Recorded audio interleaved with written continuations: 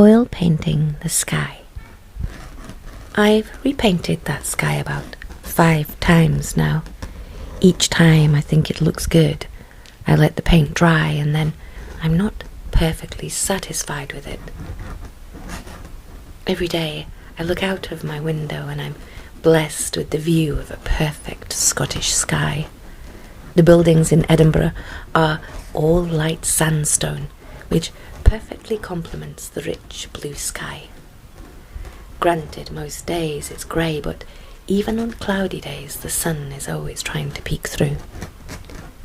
I spent a lot of my youth staring up at the sky dreamily, watching the clouds go by. There is something about the warmth of the sun on my face, lighting up with golden rays, penetrating my closed eyelids. There is something that I love. Perhaps it's not just the warmth, but the freedom of having the time to watch the clouds go by. I have to be very careful when I'm painting clouds, not only because I can feel it's not grand enough or I'm never satisfied with the results, but also because I've spent too long finding shapes in clouds and I have to make sure I haven't accidentally painted something inappropriate. You'd be surprised. One of the main things I want to capture when I paint clouds is realism as always, but also then a sense of grandeur that you can feel when you look at a beautiful sky. It's like a floating landscape all of its own. It needs contrast and depth and perspective. I want to see clouds billowing close up and filtering off slowly into the distance. The sky should hint at the time of day and the season. It should give you an instinctive feel of warmth or chill. The clouds in the distance should indicate your future. Is there a storm on the horizon? Or is it set to be a beautiful, relaxing, sunny day? All these things I expect from the sky, and when I don't achieve it, I just paint over it. That's the beauty of oil paint. Layering the clouds makes it feel more realistic. At the moment, I'm adding the layer closest to us, which will be the brightest whites and most defined edges. With clouds, there is a lot of blending to be done, and people think that oil painting is quiet and relaxing, but using a firm bristle brush against canvas is filled with noise. Do you know that there are writers who enjoy the challenge of being able to put words to the sound of the paintbrush? Someone came up with the term sousing. Each movement of a brush creates a distinct sound.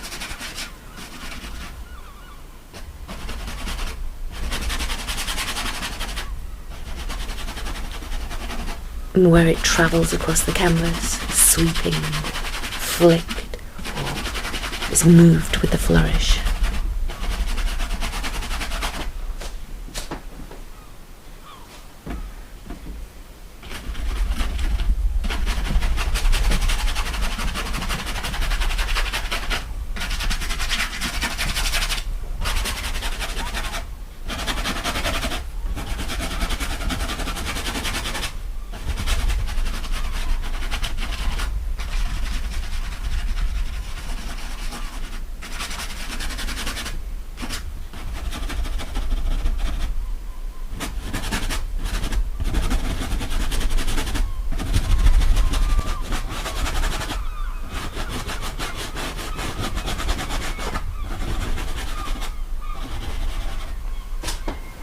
And when there is no noise, that empty space is actually filled with thoughts.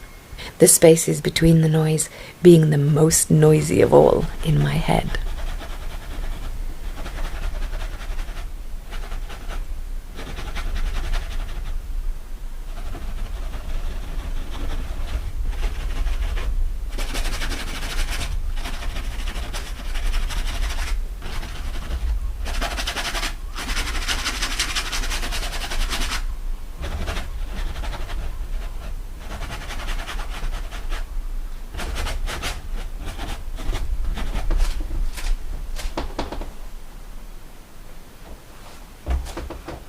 Rather than oil painting being this romantic, ethereal beast, I found sound to be masculine and hard, very loud, more of a scratch, dragging scrape, a luxurious pounding of the canvas.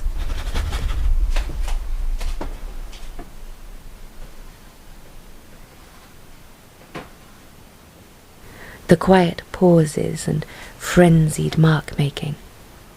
To me, all oil paintings are definitely male, if a painting could ever be such a thing. The hand that creates them being male or female feels irrelevant. Seeing a classic oil painting in a gallery, the artist sometimes feels secondary to the piece itself, like it has a life of its own, and the artist was merely there to guide the paint and not control it. You know that the sound an oil painting brush makes signifies a feeling that travels up the brush into your hand and into your arm. It has a distinct feedback, a scrubby, rasping feedback.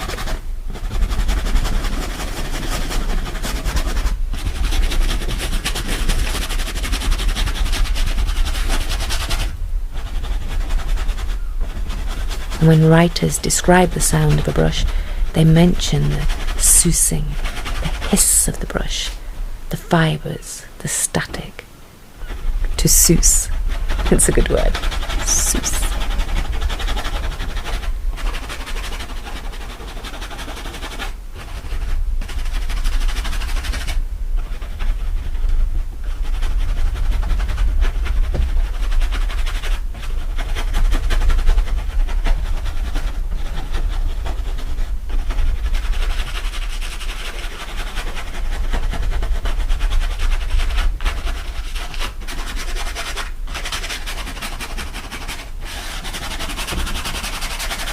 To me, it sometimes feels like butter on cold toast, or like rubbing sand from wet hands at the beach.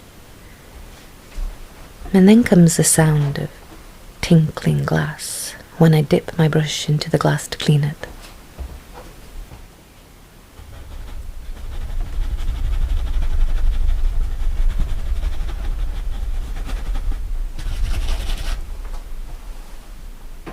The mix of paints for the sky is usually ultramarine blue, cobalt blue, and a tiny dash of cadmium orange and white.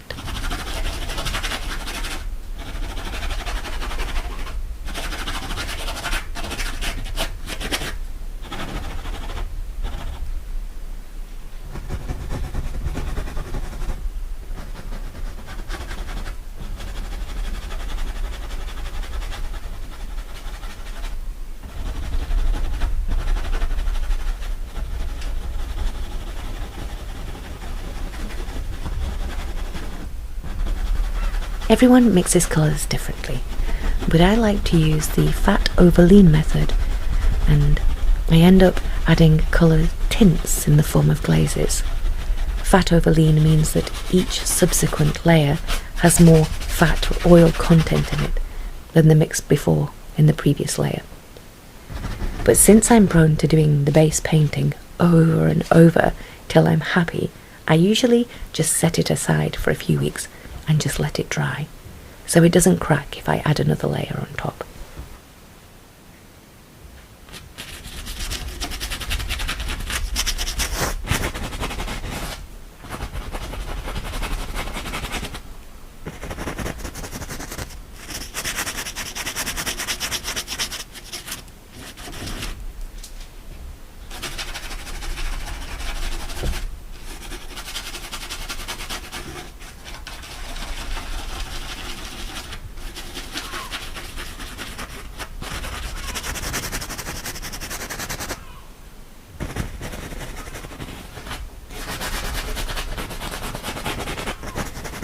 At the moment, I'm just painting in the purer blues and pure whites, and I'll later come in with glazes of orange and purples to mute some of the blues down or to add warm sunshine into some of the clouds. You can even add cadmium yellow to make the sunshine even brighter. Of course, I've been collecting tubes of oil paint for years, and I throw whatever I like at the canvas, like I'm throwing herbs into a pot of delicious soup. Sometimes I do it randomly.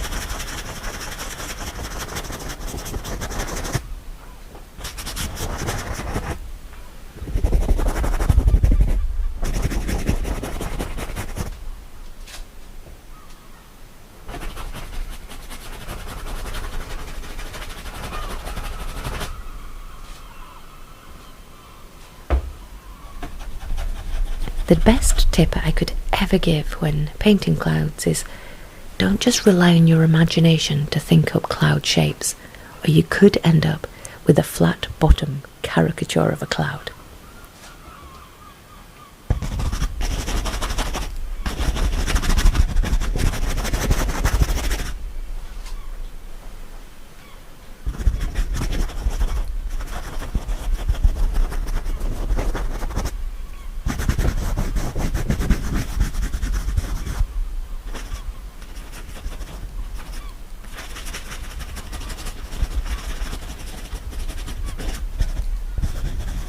It seems that with clouds, everyone told us how to paint clouds badly when we were young, and it's difficult for us to now retrain our brains again.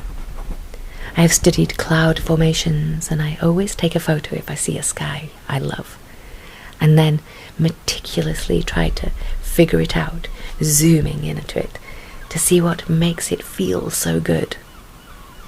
You'll find that photos don't capture the true colours or the glow of a sky, and that is the extra touch you will try to want to capture in a painting.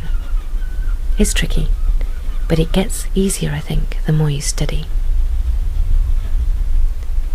I'll just let you listen to the sound of my brush now, as I scratch away at that canvas.